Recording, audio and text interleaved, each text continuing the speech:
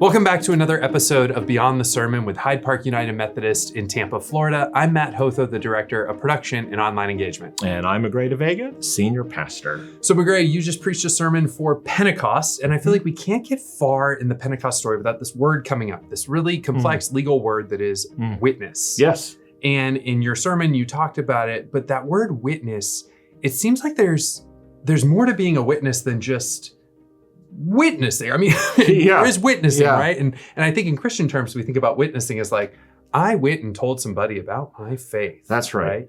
But there's something deeper going on there. Absolutely. Well, witness actually is a word that pops up pretty continuously in this section of the Bible. That's why when I was taking a look at this worship series last year to put it together, there's a typical sequence that we follow liturgically. So we talk about Ascension Sunday, Pentecost Sunday, and then the stories of Acts. Basically, those 3 Sundays in a row, it's just standard boilerplate liturgical stuff. But what I noticed is the texts in Acts that we read in relation to all 3 of these different Sundays all contain the word witness. Okay, literally, when Jesus is ascending into heaven, he tells the disciples, literally says before he ascends, you will be my witnesses in Judea and Jerusalem and Samaria and the other parts of the world. Today, in the Pentecost sermon Peter preached, as you heard, he uses the word witness. And here's a sneak peek of next week when Peter preaches his second sermon in Acts 3, like literally the next chapter. He uses the exact same phrase. We were his witnesses. So there's something there about the birth of the church where ingrained into the DNA of our spiritual heritage is that we are to be witnesses. Now, as you say, that word witness is a highly nuanced word. When we talk about it just like in legal terms, to be a witness means to just tell your story or to tell your version of events. But as you said, I mean, literally, the Greek word for witness is the same root for the word martyr. Yeah. Martyrios. Yeah. To be a witness is to be a martyr in those days. It means not just to tell your story, but to tell your story knowing that it is countercultural and risky and dangerous because it may upset some people. And so it is no casual thing. Yeah, that's right. That's right. It's not, for some of us that take it to mean like, oh, I just tell my faith story and I stand up and share that with someone.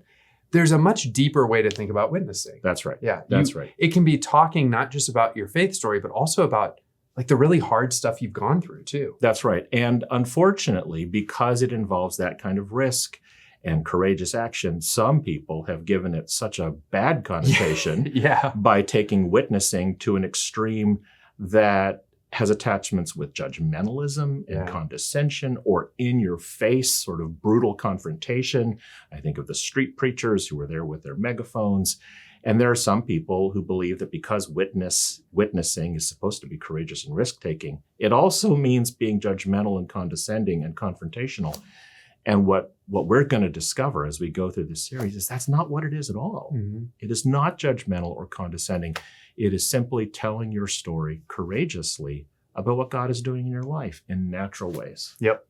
I find myself when I am doing podcast interviews for my podcast, that when I speak to an athlete who's gone through something just really traumatic in their life, when they're able to talk about it 10 years after the fact, and you hear them talk about it, and you can tell there's been so much inner work that they've done, trauma that they've gone through, that I can't help but literally say on the podcast, thank you so much for witnessing to that. I love that. Because there's someone who's going to hear that and go, and maybe not be as far along as they are, but go, oh, there's hope. And my sense is that for people you interviewed who have that kind of courage, to be able to share your story is not simply for the benefit of the hearer. Like when we think about witnessing in certain contexts, like certain ultra-evangelical contexts, we talk about witnessing because we want to give something to you or we want to benefit you, the person that we're talking to. But witnessing is a spiritual practice in that it actually brings wholeness and spiritual maturity to us to be able to talk about our own growth and our own health. So those athletes that you're interviewing, they're not just witnessing to their development because they think it's going to benefit someone, although it will. They're doing it because it's healthy for them to be able to get their story out, to be able to put it in their own words, and to claim that story for themselves. Yeah. So one of the ways I think that we also witness that isn't verbal can be through signs and things that we have on our exterior, right? So you mentioned in your sermon about your bracelets. Yeah, so I sometimes tell people they ask me why I wear all these bracelets, and I typically say it's because I'm too chicken to get a tattoo. So some Dude, people, I 100% agree. Someone has told me you should get this tattooed on your wrist. And yeah. I go, no way. Yeah. I don't like it that way. I like it a lot. But what if I spell something wrong? Or what if I don't like the font? Or what if something happens to my body to where the words look weird? Sure, yes. And it just, there's a whole, plus it involves needles and all of that. So, this was an outgrowth of my own spiritual journey several years ago. As Matt knows, and as I think I've shared in Beyond the Sermons before, in the past, when I've gone to St. John's Abbey for a period of spiritual retreat, I always listen for an insight or a word or a phrase that will sustain me for the next season of my life. And one time I went to St. John's Abbey, and before I flew back out of the Minnesota airport, I went to the Mall of America, and there is a store that rose in popularity in relation to the Taylor Swift friendship bracelet phenomenon called Little Words Project. This is not a product placement for them. This is not an endorsement for the Little Words Project, but there it was on the first floor of the Mall of America.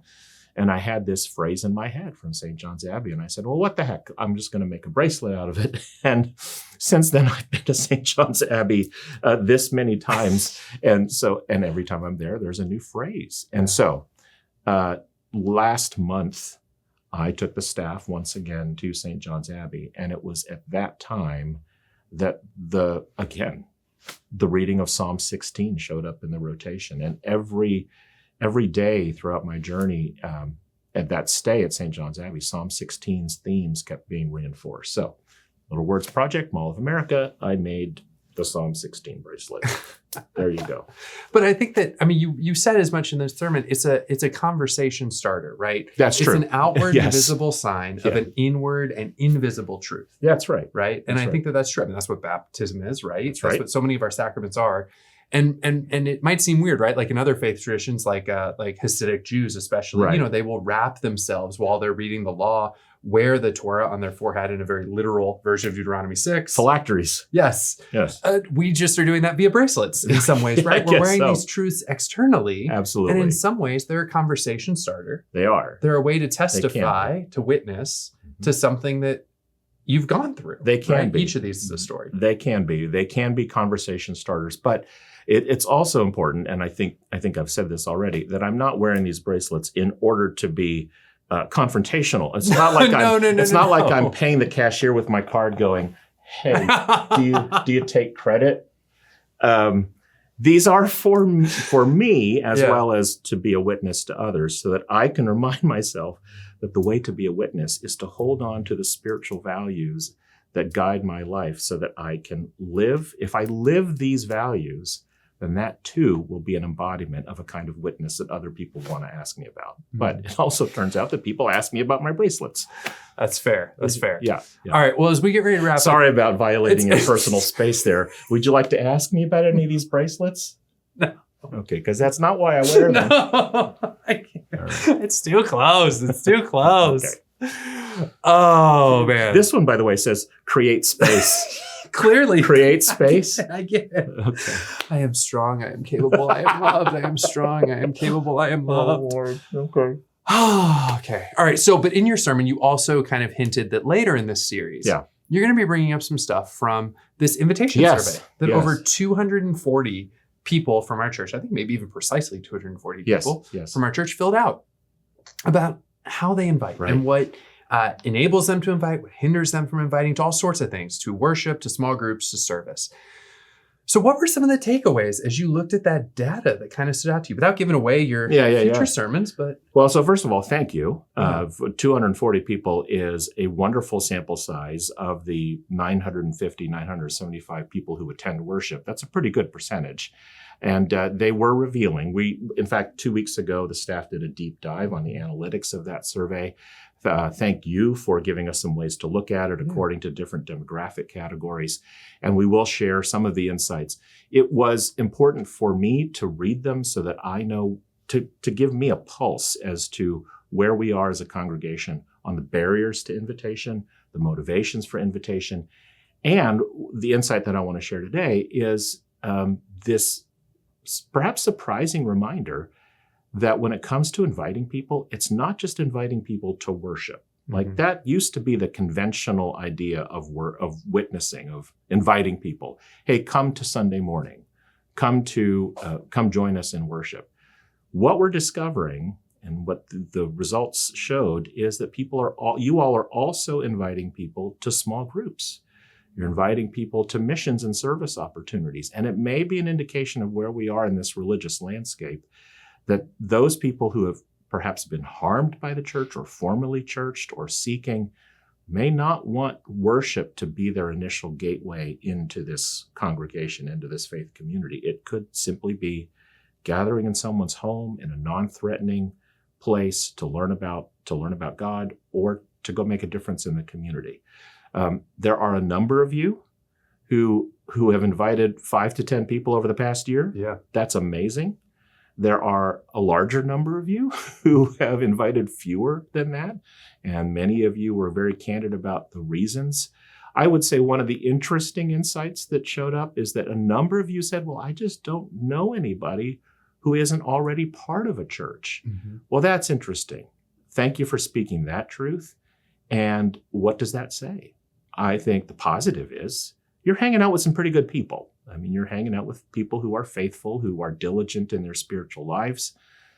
And it can also be an invitation for us to expand our social networks, mm-hmm. not for the purpose of making friends to eventually get them to go to church, but to remind us that as Jesus called us salt and light, that we are meant to be out in the world, to be light and salt for others who may not yet know the love of God. And so what does that mean? It might mean getting involved out there, mm-hmm. expanding your social network to make friends with people who are not religious and may never be religious. I mean, you may never wind up inviting them to church, but that shouldn't stop us from becoming friends with people who are out there.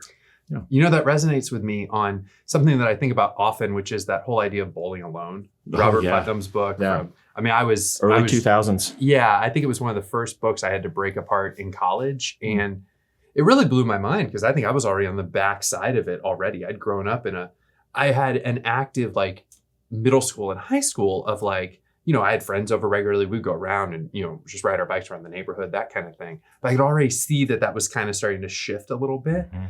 And now to see just like, man, if we would just go get out into more non-churchy things, kind of, and just meet people, you never know what could happen. That's right. During the pandemic, I got involved with a board gaming group. And inevitably, it came up over my first few months there that I'm a pastor. They asked about my church.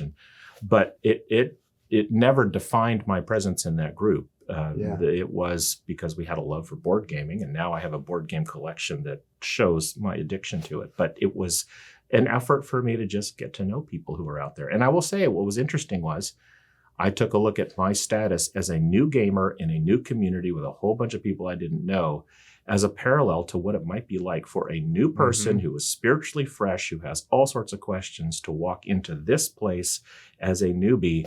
And it reminded me of sometimes the feeling of insurmountable barriers that we create for people out there to feel comfortable with a new kind of language and a new kind of rhythm in this faith community. And after a little while, I assume they made you the cleric in their game of D&D. It's not D&D. Okay. No, I'm disparaging D&D. This is like other Euro-style board games. This is not role-playing wizardy stuff. All right. You would fit as a cleric. Create space. All right. Well, hey, as we get ready to wrap up, here's one thing I want to encourage you guys to do. You know, we think about invitation, and in this online space, it actually couldn't be simpler. Yeah. You're listening to this podcast, you're watching this on YouTube, maybe you've watched a service or a sermon. Share. There's a share button sitting down there. Click it and send it to somebody who might need to hear this message, and just give them a little teaser about why it might matter to them and why you care about them and want them to hear it. Because that might help them connect with this content. And it's a really easy way to kind of just work that invitation muscle without having to say, meet me at 9:30 at church and bring coffee, right? It's kind of easy. Anyways, I think that's going to wrap up this episode of Beyond the Sermon. I'm so glad you joined us. I'm Matt Hotho. And I'm Magrey deVega. And we'll see you next time.